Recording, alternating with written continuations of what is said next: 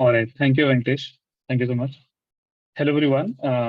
So as Venkatesh said, I'm Abhay, and I'll be taking you through a little bit of what we have been able to, do in terms of time management. Right. Now, Venkatesh, एक बात बताओ ये can people respond here or are we? So I have certain questions which I wanted to ask at the Yeah, beginning of the presentation. sure, sure. All right. So it is open, right? Yeah, Okay. you can react, or they can also put it on comments. Yeah. All right.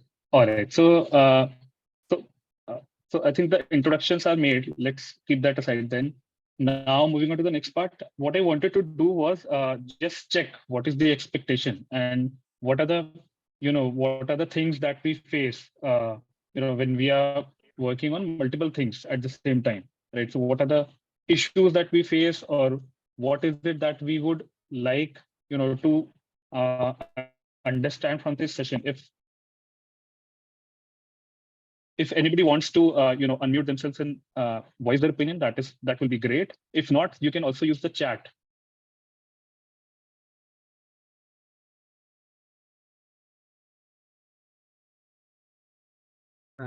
Hi, sir. My name is Prem Varma.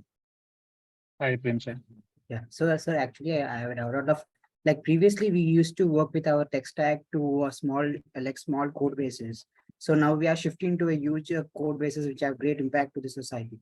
So, like, how can we travel to the shift? That's my yeah doubt.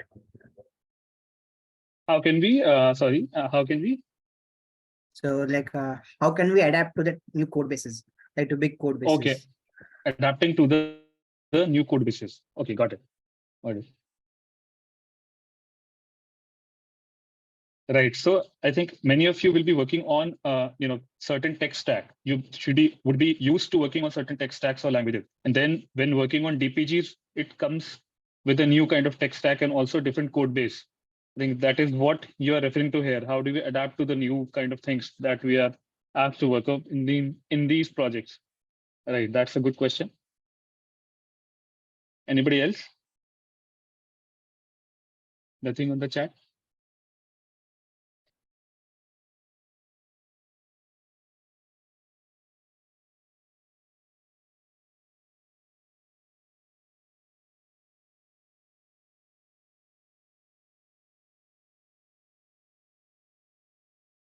Oops, you can unmute yourself and directly talk to Abhay and or even raise your hand if you have some comments. Hello. Hi, Pratik. Yeah, hi, sir. Sir, I am Prateek. Sir, I wanted to know that since our placement, many of us are in fourth year, and during this C4GT program, it Yeah. will last till August, and many of us will be having our placements coming right after it. So we have to kind of do both of these things together. So their time management plays a crucial role. So Right. Right. Right. I understand that most of you are, currently either studying in third or fourth year of your colleges or are, working full time in some or the other organizations. So, it becomes important to understand how do we work on C4GT as well as keep doing what we are doing. Right. So I think without further ado, let me share my screen on, I have just 2, 3 slides which I wanted to share.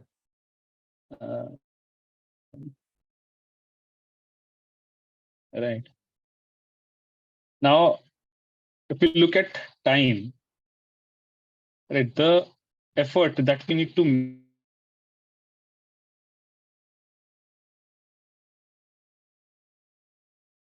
make is to reduce our wastage of time. Whatever we work on, there are two things that we are doing. Either it is planned, which is this part of the tree, or it is unplanned. Right. What is in our control is to take care of the planned things and plan it in such a way that we have enough buffer to take care of the unplanned things. All right. So this I think is the core thesis of managing time. Right. Taking care of the planned things in such a way that there are no unplanned things which go unaddressed. Right. Now, as we know in C4GT, it is a 2-month long program. And during that time, you guys will also have all sorts of things. Like Prateek had mentioned, they are having placements. Then somebody else may have their assessments or assignments. Then somebody else who's engaged in a full-time job may have some other deliverable or deadlines which they need to cater to. Right. And the first thing then, which I would say for managing time is then scoping out the things. Right. Now, what it means is to take a stock of everything which you are expected to do. Now, let me take an example. So suppose you are handling two things, which is placements and also C4GT. In that case, you need to be aware about what are the things that are expected out of C4GT, and also what are the things that are expected to have a good placement. Right? There could be n number of activities which are planned, and there could be n number of milestones which you may have already decided for the project that you're working on in C4GT. And taking a stock of that will be really helpful. Then noting it down at one place. And how do we do that? We do that by moving on to the next step, which is creating macro milestones. Now, the tool that we use in Samagra, which has been really helpful, is of course Google Calendar. And Google Calendar, you can mark milestones over the day. That will really help you in getting a reminder, and also whenever you're looking at your week, it will be in your face, and you'll be able to see that this is a deliverable which is coming up in the next 4 or 5 days. Then you need to plan accordingly. Right. So the first step is taking stock of what is the work that needs to be done, then creating macro milestones and putting them down on your Google Calendar. Then the third thing is further breaking down the milestones into action items. Right. For example, if there is a version of some product that you're working on that is due on suppose Friday of the week, then what are the things that you need to do within the week for a day? For example, on Monday you will need to code some feature, then on Tuesday you need to do the testing, and then on Wednesday create another feature, do some more testing, all these kind of things that need to be broken down. Right. So moving from scoping, what are the things that need to be delivered, then creating macro milestones, putting them down on the calendar, then looking at the calendar, then breaking it further down into activities level, and then putting it down again in the calendar. That is what needs to be done so as to take cognizance of what is the planned number of things that need to be done. Right. And in the last step, once we have defined on so and so day we're going to get this thing done, then we need to plan on the hourly level within the day. Right. So for example, if I have planned that on Friday I will release one version of the product, then at what hour I'll be doing what, I should be clear about it. Right. So say at 7 p.m. I need to complete the release and then share it with somebody. I don't know, whoever is going to test, maybe with the C4GT team. Then keeping a buffer of 1 hour at 6 p.m. I should be done with everything. And what all needs to be done between whenever you get free and then by 6 p.m. that needs to be clearly thought through, and then I would suggest that you also put it down on your calendar. It will help you in identifying what are things you are going to be working on, and will also give you a realistic view about how your day looks like. Right. So just to summarize here, there are 4 steps which I've talked about. One is, the first step is scoping of everything, whatever needs to be done. Second is creating macro milestones out of the scope, putting it down on the calendar at monthly level, then further breaking it down at weekly level, and breaking it down into action items, then further breaking it down into daily level, putting it down into the calendar so that it gives a realistic view of how your day looks like. So far, so good. Any questions till now? Something on the chat?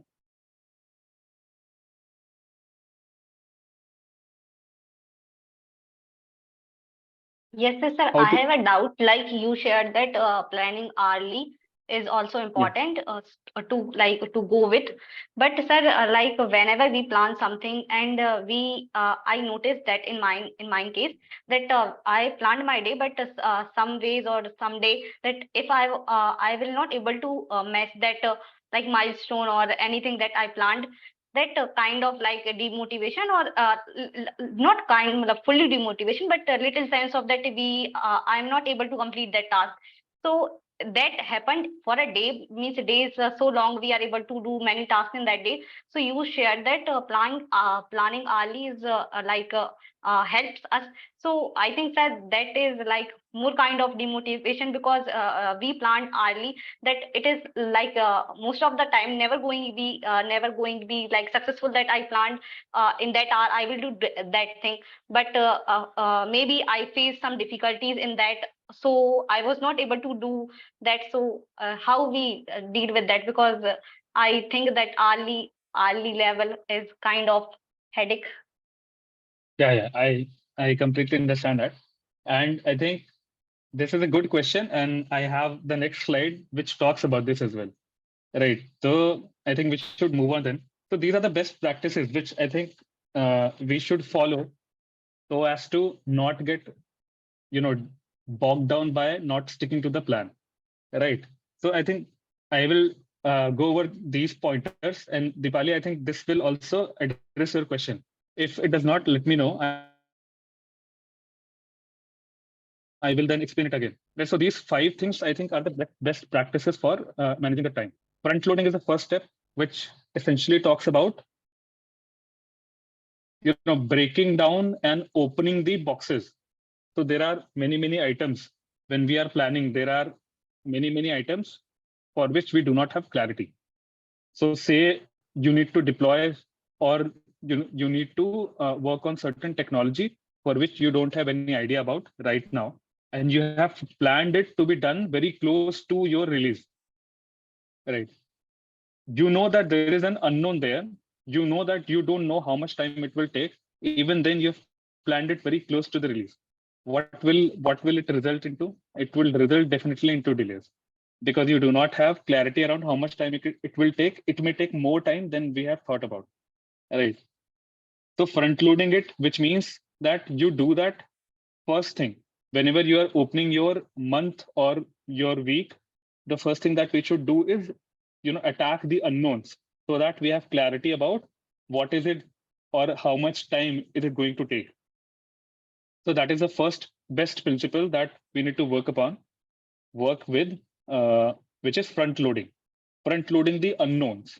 Whatever we don't know, we need to attack that first, so that we know how much time could be estimated for this thing. Right. Once we know the unknown, then we further need to break it down, further break it down till we know the clarity on what and the how of the milestones. Right. And that also becomes helpful when there are many unknowns. And to put certain perspective into it, uh, suppose you are to work on something uh, which you have never worked on, which means the question which who had asked, Prem Sai, you had asked, right, about a tech stack that you Yes, have sir. not worked upon. Yeah, right. So for that, you need to plan separately that you'll have to work on practicing that tech stack and gaining more knowledge about the work stack, right? And with that, you will get the definitive answer on what needs to be done and how do you need to do it, right? You need to plan for it. You need to have a separate time for dedicatedly knowledge sharing or gaining knowledge on that tech stack. That is the second thing, breaking down things till you get to the what and how of the milestone. Then the third thing, which I lightly touched upon, you need to set up dedicated time slots in your calendar for this kind of work. Now, many times what happens is we shrug it off in a way that we say that this is a trivial thing which might take just 5 minutes. Why should I budget for that time? But if we have such kind of activities in the day for 15 times, it will amount to more than an hour, right? And an hour gone, it feels naturally demotivating that you've lost an hour because all the other things will get shifted. So keep an eye on this unaccounted time, right? So even if it is a 15-minute thing, I think we should keep a dedicated time for this and keep a block in the Google Calendar for us to be reminded about it. Right. So that is what dedicated time means. Then fourth best principle is that while planning, we should make realistic plans. We should be realistic about it. Dipali, this is adding to what you had asked.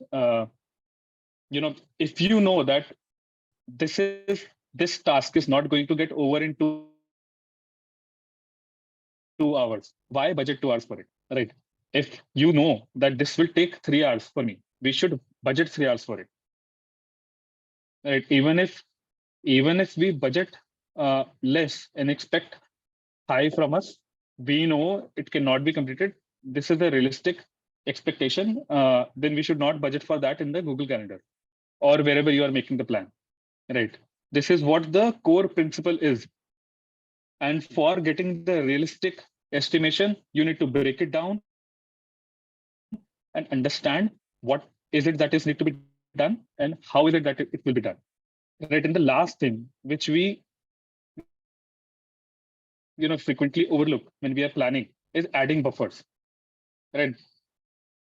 Because in tech or in life in general, actually, there are many things which are unplanned. Right. You plan for something, your plan goes for a toss. But if you have kept buffer time, then even if your last thing is spilling over, and you have a buffer of 2-3 hours within the day, then it will be possible for you to address the action item which is overspilling, or which is not getting over, which you had time box within 1 hour but is spilling over to 2 hours. If you have made such kind of buffers within the day, chunky white space, in Samagra lingo we call it chunky white space, which means if you look at your Google Calendar, there is 2-3 hours ka chunky white space which is clearly visible when you look at your calendar and you look at your schedule. A chunky white space is visible, then that is a good amount of buffer, and that needs to be kept at all levels. So if you're looking at the month, 20% of the month should be kept at should be kept as a buffer. Then when you're looking at the week, 20% of the week should be kept as the buffer. Then within the day as well, 20% of the day you need to keep as a buffer, because it is bound to happen. Things will spill over and unplanned things will come. Right. So just to go over it again, these are the 5 principles which I think if we take care of it, it will definitely help us in time management. One is front loading, which means keeping the unknowns at the at the front or at the beginning of the week or the month or the quarter which you are planning for. Then second, whatever is unknown, breaking it down until we have clarity on what and the how of the milestones. Then third is keeping dedicated time, even if it is a 15-minute thing. We should keep a time block in our calendars so as to account for it. Then fourth, making realistic plans. If we know something is not going to get over within 1 hour, let's not keep a budget of 1 hour for that task. And lastly, adding buffers, keeping chunky white spaces within the calendar so as to accommodate for unplanned things and all the other things which are getting spilled over.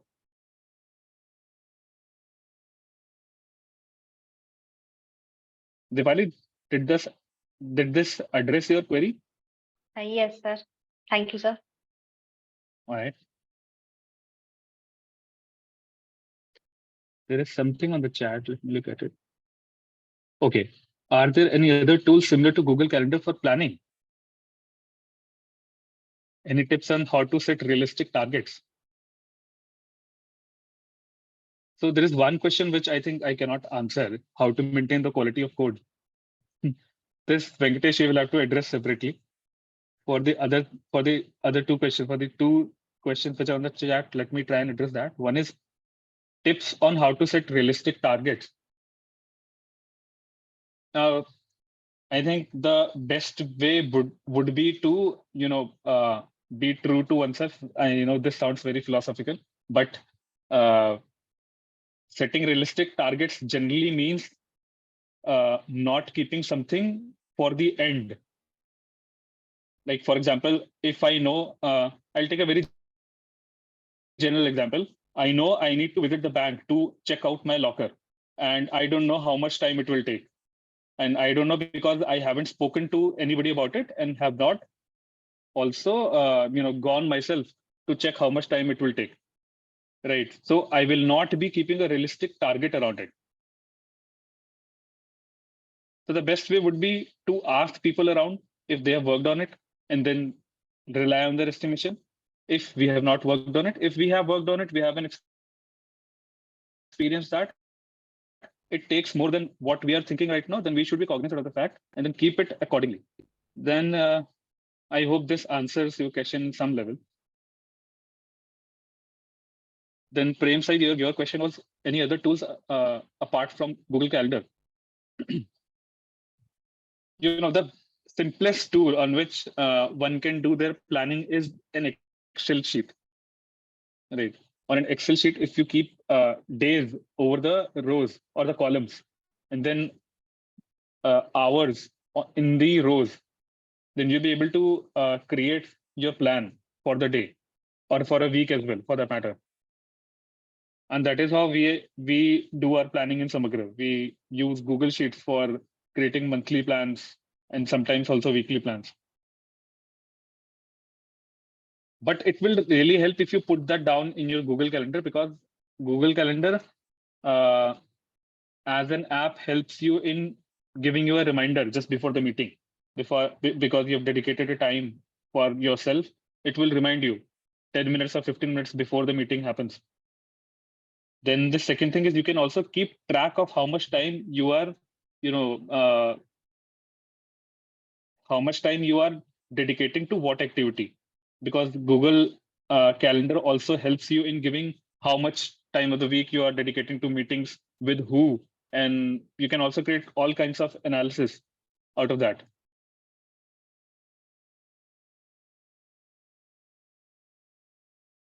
So this was the presentation that I had, and that is all from my side. If there are any questions, I'll be happy to address that. Venkatesh, I hope I am within time.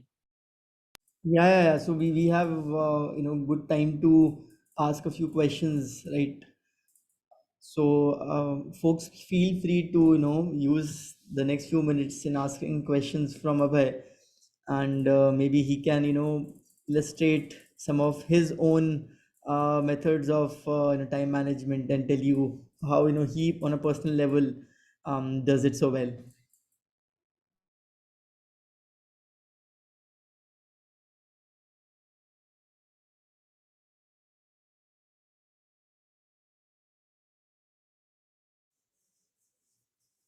Folks, you can unmute yourself, ask questions, put it on chat, whatever you're comfortable with.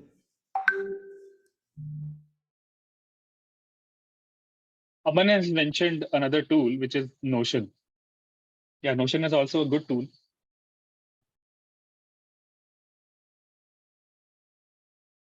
I have used Notion for, larger kind of plannings, not weekly, daily, but 6 months planning, that kind of thing. Or, in our Samagra parlance, we call it step back. So every month you take a stock of everything that is happening in life and then put it down in Notion. And Notion is a great tool, for creating such kind of data sets, or it's ultimately a good tool. It's a simple tool that could be used. So Notion is another one that could be explored. Vivek is asking, how do you plan backup plans? Vivek, would you care to elaborate a bit more? How do you plan backup plans?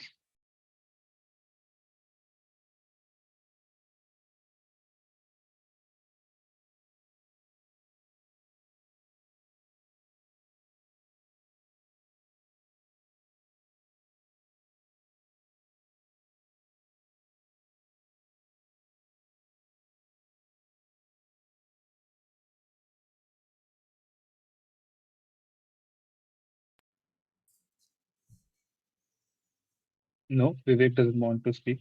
All Vivek, right. I think did this get answered? How do you generally plan your day, the work to break ratio and duration, etc.? Getting to that. I'm getting to that. I'm getting to that. Okay, okay, sorry. All right. So this is, how do you pronounce it? This is Jahanab. Jahanab. Jahanab. Yeah. Okay. Jahanab. Jahanab, your question is, how do you generally plan your day, the work to break ratio and durations, etc. So there is one thing that we follow in Samagra. We have our quarterly planning, wherein we decide the milestones for the whole of the quarter, which means 3 months. For 3 months, we decide the milestones. Then we further break it down into monthly milestones. We have a monthly planning where we break it down further into weeks level. So in a month, there are 4 weeks. Then in the first week, we are going to achieve this. Second week, we are going to achieve this. And then in the third week, we are going to achieve this. The last week, we always keep as the buffer because we know things are bound to get spilled over. Right. And the last week is for that. So definitely never plan anything for the last week, because the first 3 weeks will get spilled over to the last week. Right. Right. And then from week to daily level, what we need to do is we'll need to look at what we generally do in Samagra is we look at the milestone which is decided for the week, what day it is dedicated for. For example, like I mentioned before, something is planned for Friday. Then what are the activities which need to be done to achieve it by Friday? All these activities need to be listed down and then, estimated how much time it will take. For example, say there are 5 activities which are needed to complete the milestone for the week, which is due on Friday, say. Then on all these 5 activities, we apportionate hours. What works here is a thumb rule, a rule of thumb actually. Why? Because either me or my manager would have worked on such kind of things. So it will be helpful if I take help from the manager and understand how much time it will take in his experience, his or her experience, and apportionate that number of hours to that activity, then putting them down in the days ka slot is something which is up to me, totally up to me. And that also depends upon what prior commitments I have. Now, in your case, there could be that you have some commitment of college from, say, morning 10 a.m. to 12 p.m. Then you will not be able to apportionate that 3 hours into any kind of activity that you are planning. Then you should plan your activities from 1 p.m. to 2 p.m. That is one activity if it is 1 hour long.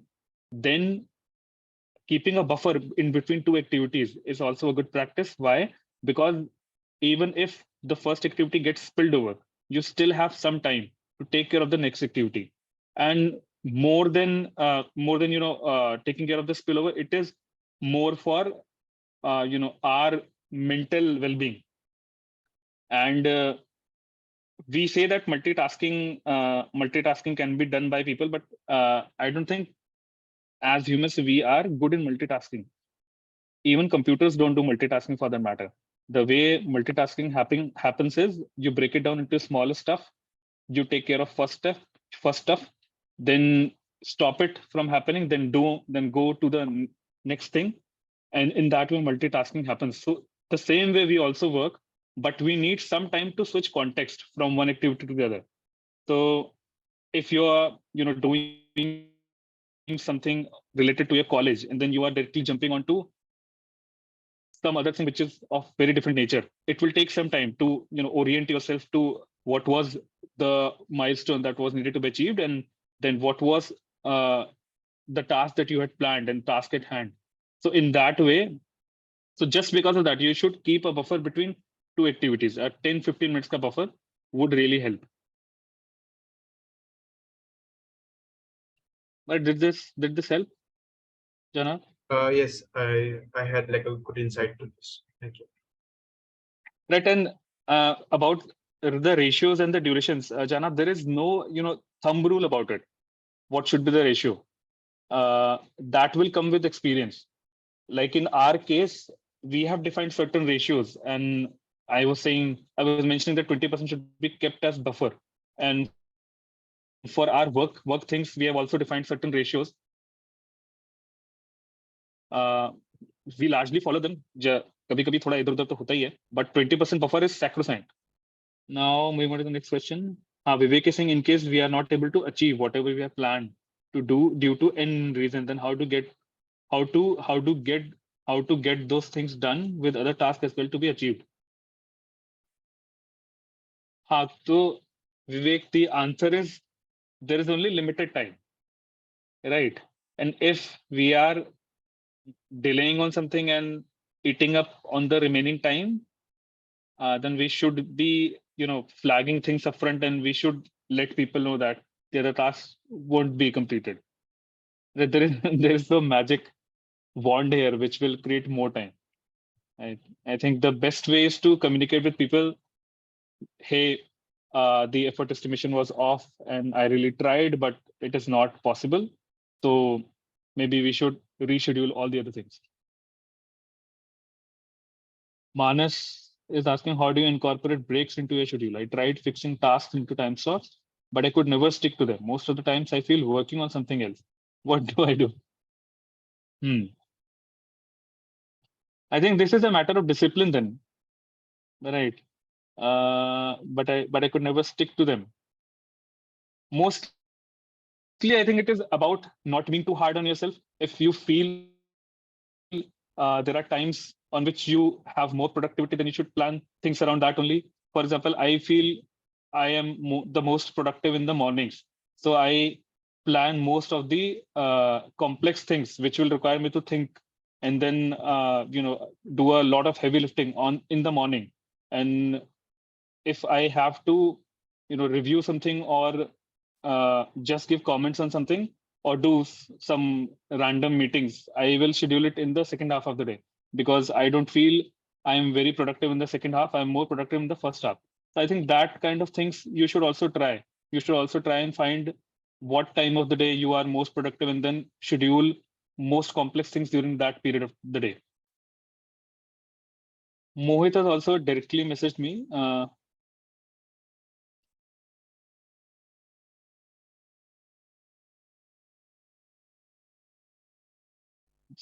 Despite having set up realistic plans, following them becomes difficult, or life gets in the way and you aren't able to fulfill them. How to face those setbacks while still managing the overall flow of the plan? That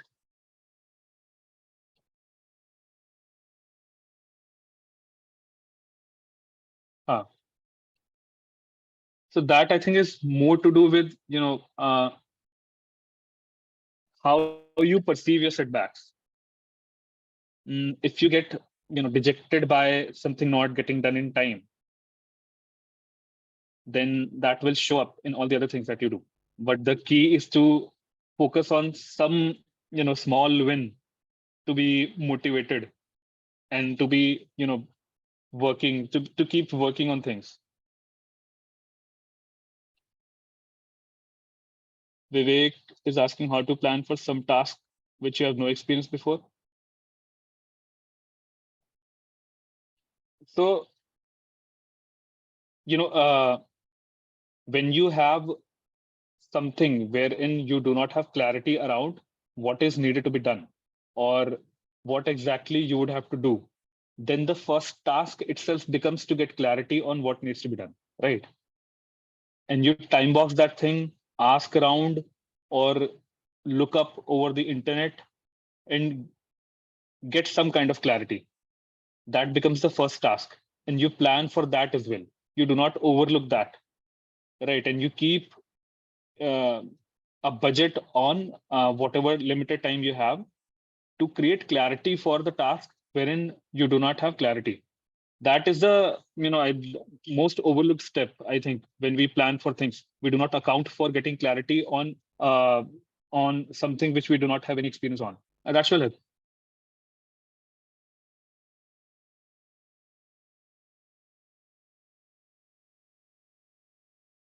If you have multiple tasks at hand, Is round robin a good approach to work on them? Should I wait until I finish it?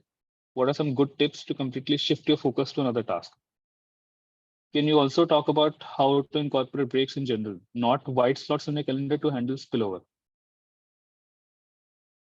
Hmm. Right. First thing, Manas, this is a really great question. What I feel round robin works well is in cases where we have things that are decoupled. Right. For example, you have to complete 5 things, and the fifth thing is not dependent on the fourth thing. Then you can, work on both of them in parallel. You do some bit of fourth one and then move on to the fifth one, and then you can go back to the fourth activity. So round robin can work wonders in these kind of things. But if these are dependent things, then you cannot start working on the fifth thing unless you have completed fourth. Right. So the idea is to break things or break your milestones into action items, which are as, I would use the consulting word here, as messy as possible. Right. Messy means mutually exclusive, collectively exhaustive, which means you are breaking apart things into stuff which you can, when collect, can make up the bigger milestone. But these are independent at the same time. Nothing is dependent on the other thing. That is what a messy means. So we need to break down the milestones into messy action items. That will really help. Yeah, messy.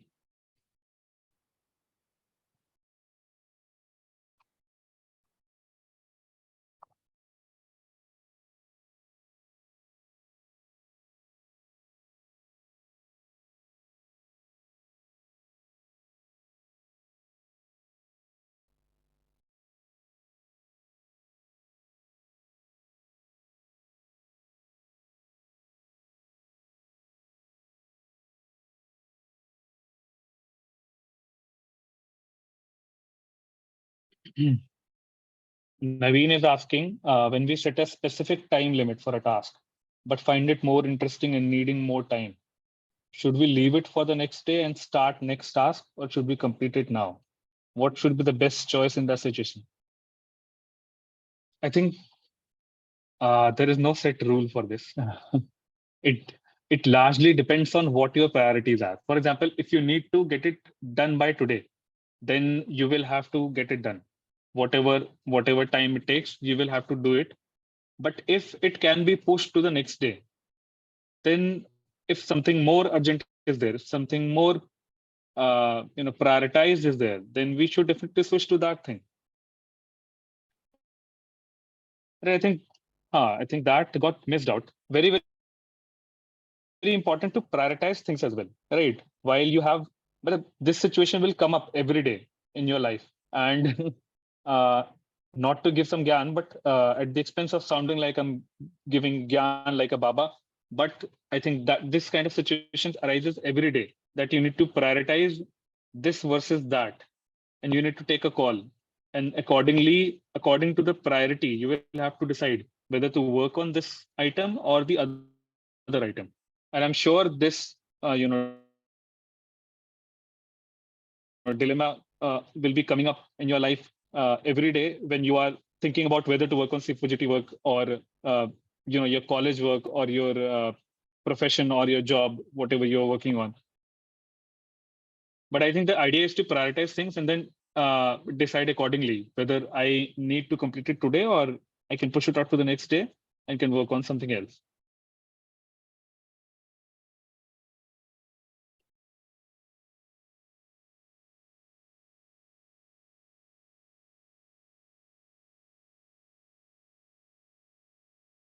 Venkatesh, I think we are out of questions now.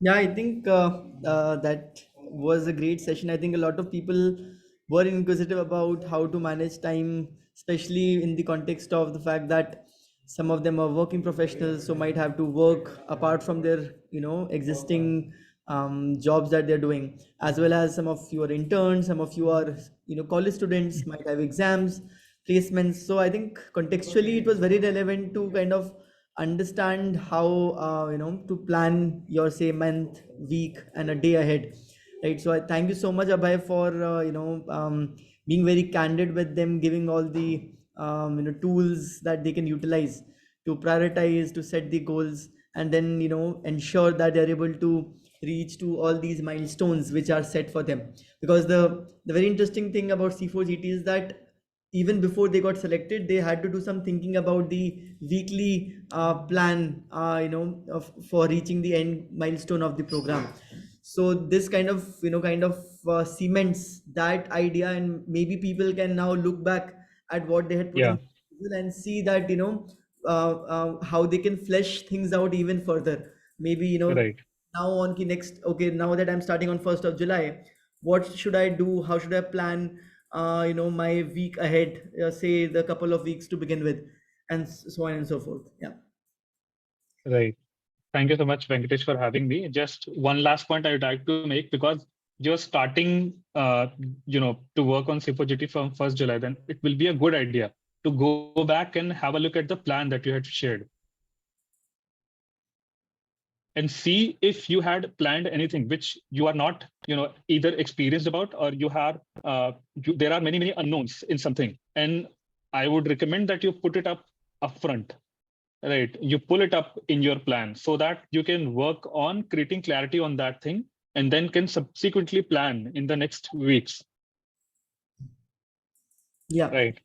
Especially when you're going to This, have one-on-one with your mentors, I think it is good to kind of go through the plan that was created and maybe call out things that you may have mentioned because you did not know how much time and effort it might take to achieve that particular goal.